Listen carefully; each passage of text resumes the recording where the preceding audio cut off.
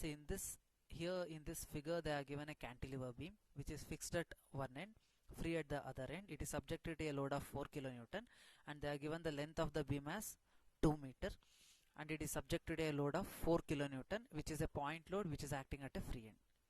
Okay. Next, for this they are given the value of Young's modulus 2.1 into 10 power of 5 Newton per millimeter square, and then they are given the B and H value. B value is 100 millimeter, H value is 100 millimeter. That is, they are given the square cross section. For this, let us see how to do the calculation part of this cantilever beam.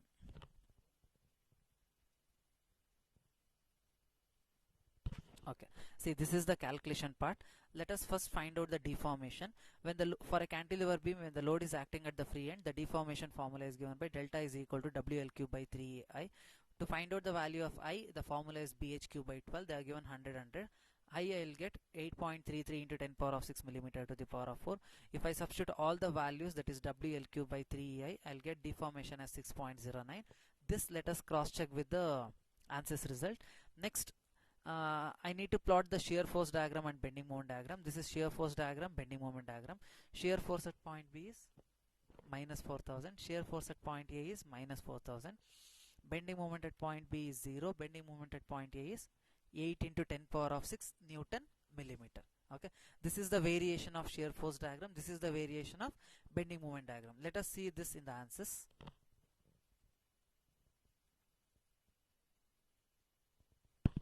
Okay, see, this is the ANSYS main menu. In this, let us first go for preferences, structural, H method. Okay, next preprocessor, element type, add. I need to add the element add. In this, I'll go for beam since it is a beam problem, that is 2 node 188.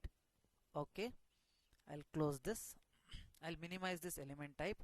Next is, I won't go for real constant. Next is material property, material model, structural, linear, elastic, isotropic. The value of Young's modulus is 2.1 E5 exponential 5. Poisson's ratio 0.27. I'll click on OK. Next, I'll close this. Next, material properties is done. Next, I'll go for section. In this, I'll go for beam, common section. I'll give the value of B and H. They are given it as cross section as 100 into 100. I'll give B as 100, H 100. Next, I'll click on OK. I'll minimize this section. Next, I need to create the model. I'll go for modeling, create key points in ActiveCS. First key point, I'll give it as 1 and the distance is 0, 0, 0. I'll click on apply. Second key point, I'll give it as 2. It is at a distance of 2000, x value 0, 0, y and z value. Next, I'll click on OK. So I've got two nodes 1 and 2. I'll minimize this key point. Next is lines, straight line. I'll select the line from key point number 1 to 2. OK.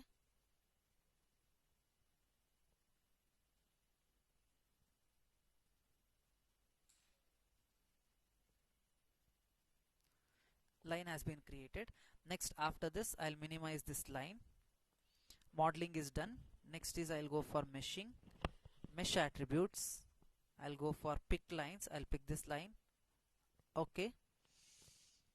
I'll click this rise hidden. Next, I'll click on OK.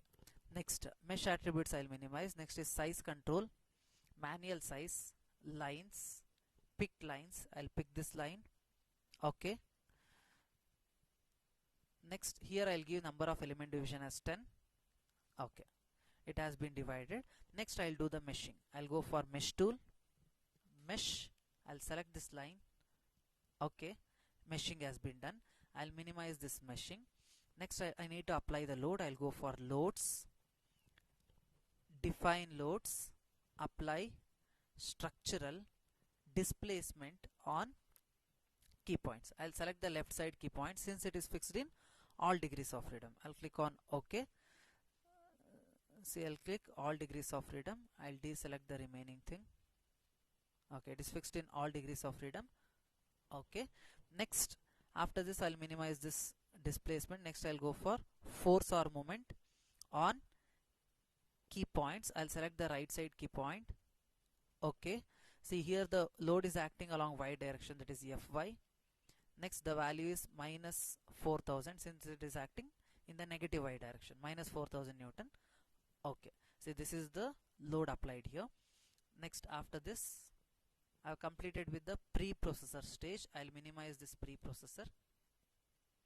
Next is solution, solve, current ls. Okay, see I should get solution is done. I have got the solution is done. I'll close this also. Next after solution, next I'll go for general post processor to check the results. In this I'll go I need to create the element table, define table, add. See I'll drag this completely by sequence number SMISC. I'll give the number as 3, apply. Next again I'll drag this by sequence number 16, apply.